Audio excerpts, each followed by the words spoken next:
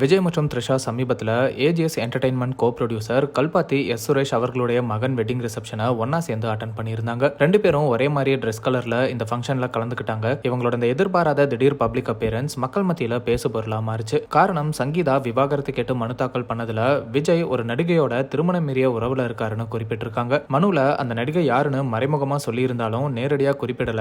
இந்த ஒரு சூழ்நிலையில விஜய் மற்றும் த்ரிஷா ஒன்னா சேர்ந்து இந்த திருமண விழாவை அட்டன் பண்ணதுனால பலரும் சங்கீதா சொன்ன அந்த நடிகை த்ரிஷா தான் அப்படின்னு பேச தொடங்கிட்டாங்க. மேலும் சோஷியல் மீடியால பலரும் விஜய் மற்றும் த்ரிஷாவை ரவிமோகன் மற்றும் கெனிஷா கூட கம்பேர் பண்ணி பேசிட்டு வராங்க. காரணம், ரவிமோகன் ஆர்த்தியை விவாகரத்து பண்றதா அறிவிச்சதுக்கு அப்புறம் இப்போ கெனிஷா கூட தான் வாழ்ந்துட்டு வராரு. மேலும் விஜய் மற்றும் த்ரிஷாவும் ரவி மற்றும் கெனிஷா மாதிரி ஒரே ட்ரெஸ் கலர்ல முதல் முறையா பப்ளிக் அப்பியரன்ஸ் கொடுத்தாங்க. இதை நோட் பண்ண பலரும் காலிவுட்ல இப்பெல்லாம் முதல் மனைவியை விவாகரத்து பண்றதுக்குள்ளேயே இந்த மாதிரி ஜோடியா வலம் வர தொடங்கிட்டாங்கன்னு விமர்சனம் பண்ண தொடங்கி இருக்காங்க. இந்த மாதிரியான செயலுக்கு ஆர்த்தி இப்போ ரியாக்ட் பண்ணியிருக்கிறது சோஷியல் மீடியால வைரல் ஆயிட்டு இருக்கு. Nobody wants to say this out loud, so I will say it. Some side chicks don't want the man. They want the power of being chosen over another woman. That's a real thrill. It's not love, it's not romance. It's the ego rush of thinking I can take what someone else already has.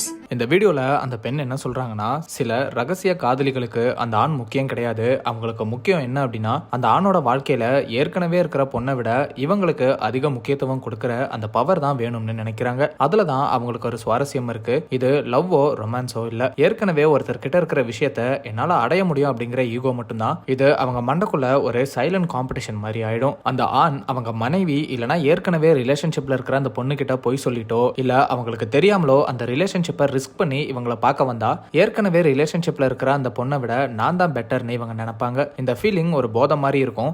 அவங்களுக்கு வாழ்க்கையை உருவாக்கணும் அப்படிங்கிற எண்ணத்தை விட அந்த தருணத்துல அவங்க ஜெயிக்கணும், எனக்கு அட்டென்ஷன் வேணும், என்னை மதிக்கணும் அப்படிங்கிற எண்ணம் மட்டும்தான் அதிகமா இருக்கும். ஆனா அவங்களுக்கு தெரியாத ஒரு உண்மை என்ன அப்படின்னா, அதே ஆண் ஒரு நாள் வேற ஒரு பொண்ணுக்காக உங்ககிட்ட போய் சொல்லுவான். இந்த மாதிரியான ஆண்கள் பெண்களை மாத்த மாட்டாங்க, அவங்க இருக்கிற இடத்தையே மாத்திப்பாங்க. அதுக்கப்புறம் என்ன ஆகும்னா, ஒரு காலத்துல நான் தான் வின்னர்னு நினைச்சிட்டு இருந்த அந்த பொண்ணு இப்போ அவளோட இடத்துல வேற ஒரு பொண்ணு வரத பார்த்துட்டு நின்றுட்டு இருப்பா அப்படின்னு இந்த பெண் பேசியிருக்காங்க. மேலும் கேப்ஷன்ல, ஒரு ஏமாத்தக்காரனால தேர்ந்தெடுக்கப்படுறது பெருமையான விஷயம் இல்ல, அடுத்தது உங்ககிட்டயும் அவன் பொய் சொல்லதான் போறான்னு அர்த்தம் அப்படின்னு குறிப்பிட்டிருக்காங்க. இந்த வீடியோவை ரவிமோகனோட மனைவி ஆர்த்தி லைக் பண்ணியிருக்காங்க.